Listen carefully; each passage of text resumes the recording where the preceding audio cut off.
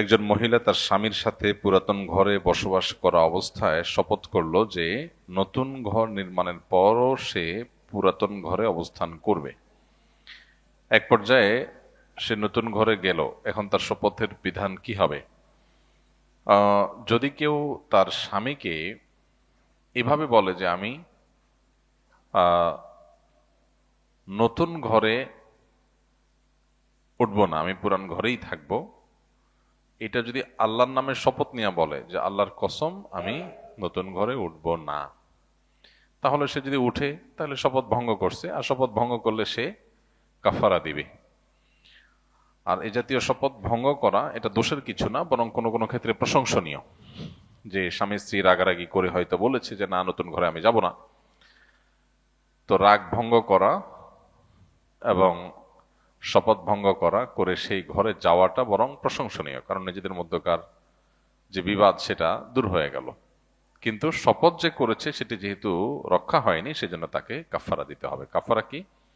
10 জন মিসকিনকে 10 দিন রোজা 10 জন মিসকিনকে খাদ্য দিতে হবে, আর নাহলে 3 জন মিসকিনকে 3 দিন রোজা রাখতে হবে। 10 জন গরিব অভাবী মানুষকে খাবার দিতে হবে, অথবা 3 দিন রোজা রাখতে হবে। এর মধ্য দিয়ে শপথের কাফারা দিতে পারবেন। আর যদি আল্লাহর নামের শপথ করে যাবেন না, এই কথা না বলে এমনি বলেছেন না আমি যাব না, তোমাকে বললাম, প্রমিস করলাম, হান তান এই জাতীয় শব্দ বললে গেলে কিছু হবে না, কারণ এটা শপথ হয় না। শপথ তখনই হবে যখন আল্লাহর নামে করবে।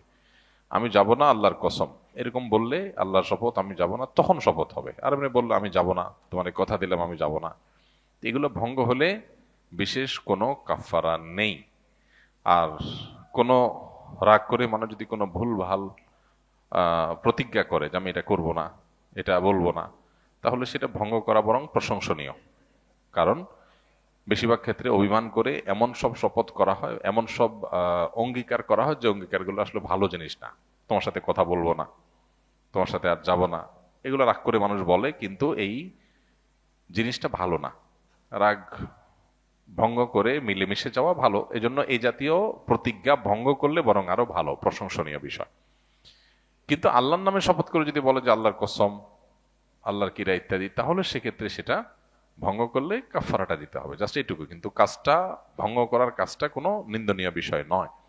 আমাদের দৈনন্দিন জীবনে এরকম অহরহ হয় যে আমরা দেখা যায় অভিমান করে বলি যে এটা করবো না, ওইটা করবো না।